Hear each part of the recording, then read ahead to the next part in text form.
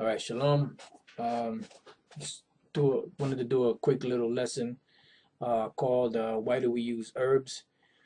Um, within the last, say, last 4 months, 4 to 6 months, or somewhere in that area, so some brothers a little longer. The Spirit has had us, going into different herbs and different types of healing, different, changing up the diet, making sure you're eating the right things, the best of the worst, so to speak, and basically just to keep your body as as healthy as possible. And the reason why I call it "Why Do We Use Herbs?" is because when you go back to the beginning, you know, the herbs that are in the earth today that are used for healing, such as dandelion root, um, you know, golden seal, um, red clover, different types of minerals and vitamins, uh, you know, such as um, um,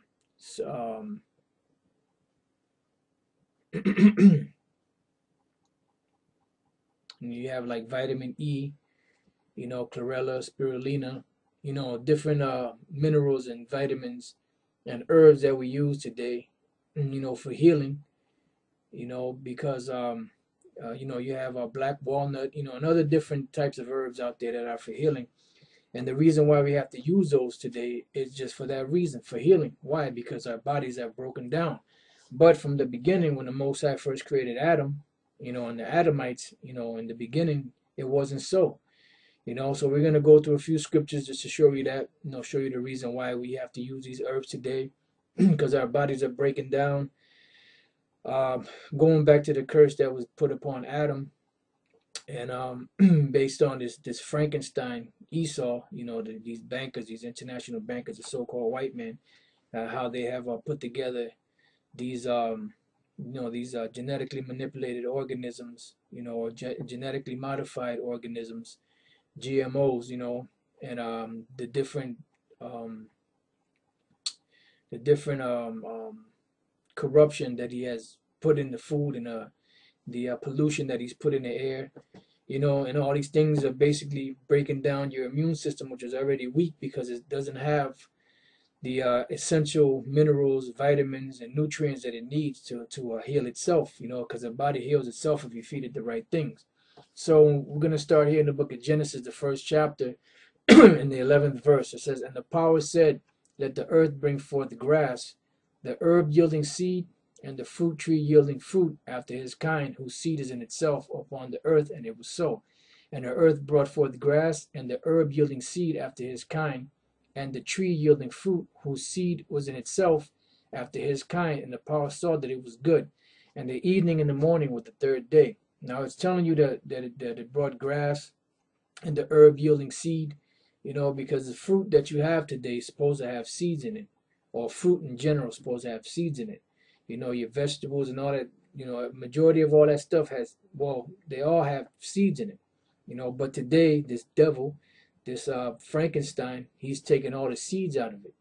That's why when you eat it, it doesn't yield or bring forth the right amount of nutrient because it's altered, by this devil. Now, the word herb here, which is something that was in the earth, there were certain herbs that were just like for food, that bring nutrients into your body. But then you had also had other herbs for healing. So let's look at this word herb real quick. Here in the book of Genesis 1 and 12. And the word for herb here is Aishab. Okay, Aishab, which means herb, herbage, grass, green plants. These are the things that you're supposed to be eating also. I mean, you could eat meat as long as it's lawful meat according to the scriptures, but the majority of your plate should be greens or vegetables or something like to that effect. You should have at least 70% of your plate should be greens and vegetables, and then maybe like 30% of your plate should be acidic, whether it be meats or some type of starch.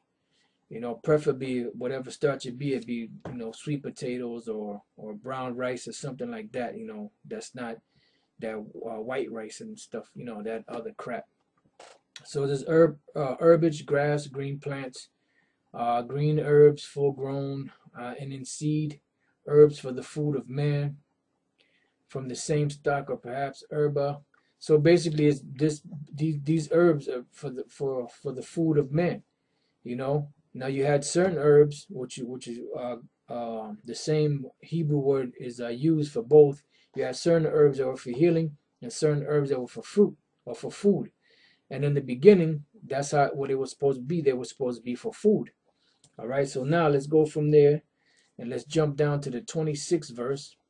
It says, "And the power said, Let us make man in our image, after our likeness, and let them have dominion over the fish of the sea, and over the fowl of the air, and over the cattle, and over all the earth, and over every creeping thing that creepeth upon the earth." Meaning you're supposed to know what animals are clean, what animals are unclean. You rule over the animals. All right. It says, "So the power created man in his own image, in the image of the power created he him. Male and female created he them, and the power blessed them, and the power said unto them, Be fruitful and multiply, and replenish the earth, and subdue it, and have dominion over the fish of the sea, and over the fowl of the air, and over every living thing that moveth upon the earth.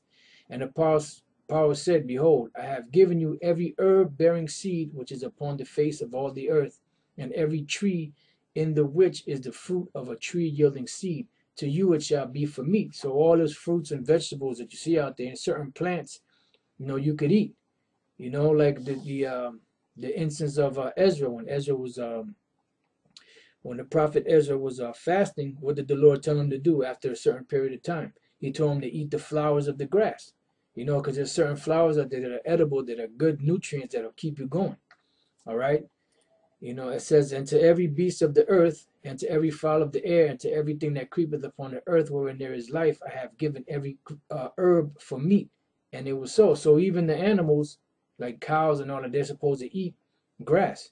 You know, and the majority of them do, except for when this devil gets his hands on them and he feeds them all type of crap, you know, candy and all type of junk that he feeds them, which throws their metabolism off, and basically those poisons go into the bloodstream and into the meat of that animal, and then when they kill it and slaughter it and put it, you know, package it up, and you get it, you know, when you eat it, you end up ingesting all that garbage that those animals ate, you know, whether it be pharmaceutical pills or whatever toxins or whatever are out there that they injected into them, antibiotics or whatever they ate, you know, you end up eating it.